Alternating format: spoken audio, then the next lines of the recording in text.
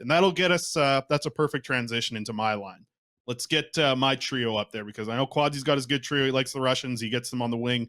Elias Pettersson, very young little group there. I got one younger player on my line. So I'm going to go with Aiden McDonough, JT Miller, and Brock Besser rolling together here. And I couldn't match the jerseys up like you did. I tell you what, your graphic, whoever built that, they deserve a raise. Beautiful graphic, all black jerseys. Had to mix it up here, but I'm going with Aiden McDonough, JT Miller, Brock Besser. Give McDonough the best opportunity to succeed. We talked about Brock Besser earlier in the show. We both think he's playing some really good hockey of late. Not necessarily being the sniper that everyone thinks that that's what he was supposed to be when he was coming into the NHL. But I say rock with this. Give Aiden McDonough the best opportunity to succeed. They got 13 games left from the regular season. Let him have a run. Let him have a run with these guys and see what he looks like. Like, this is what I'm talking about when we talked about some potential lines here. I've seen some mentioned throughout here with some young players being involved as well. You love to see that. I think that this is what I would like for Aiden McDonough. This is the best opportunity to set him up for a little bit of confidence going into next season. And I do think you got three players here that you can trust to shoot the puck, right? This is a trio that when they get into the offensive zone, you're really going to like what they do.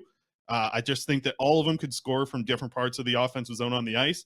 And I would rock with Aiden McDonough on the power play as well. I did see Corey Anderson come in here and say Aiden power play time on the second unit.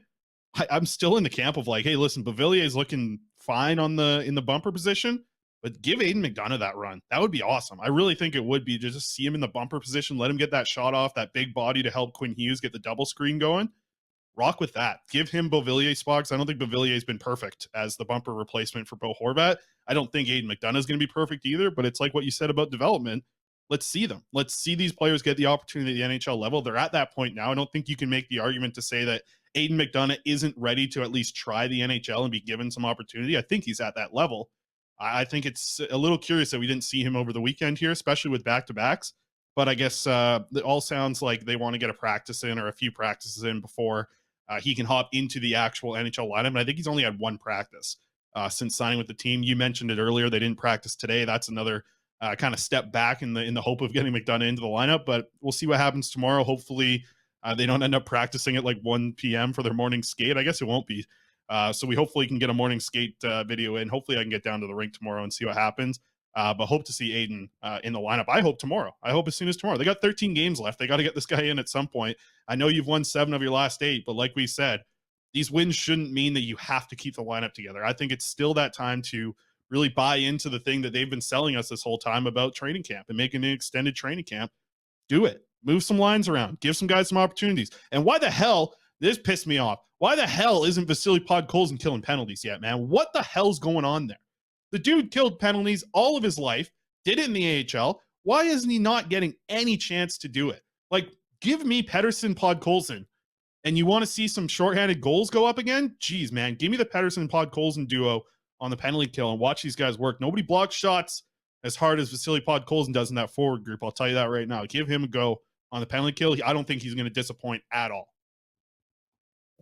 Probably not good for the content, but dare I say that I like your line trio better than I like mine? Like, I brought this up last week. Like, I didn't put Brock Besser on the wing per se, but I said, put McDonough in and give him power play time and put him with JT Miller. Same sort of philosophy from both of us. I think that's pretty airtight logic from both of us, but I like yours. I like yours a lot. I really like your kind of explanation of it. I would really like to see McDonough get a shot here. Couple different ones as well. I've seen, what did Brian say? Brian said, I think Kuzmenko instead of Besser. Hey, listen, that's an option too. I think that's fine. But I do think Brock Besser's at least earned the chance to play with at least in a top 6 role with JT Miller. I think I'd keep him there. But then it is tough because then like what happens at the 3C? That situation is going to be interesting as well. I did see someone comment, and sorry I missed it. It's a little bit deeper in the comments here. I'm not going to scroll back. But somebody brought up Neil Zaman and the 2 Russians with Kravtsov and Podkolzin on his wing. That'd be a pretty fun little fourth line if they're playing well together and they get that fourth line versus fourth line matchups. I think you'd be looking pretty good with those 2 guys. And Neil Zaman, a couple of big bodies there. You got a 6'2", 6'1", and 6'4" guy playing together. I like that. I like the size of those fellows there playing together.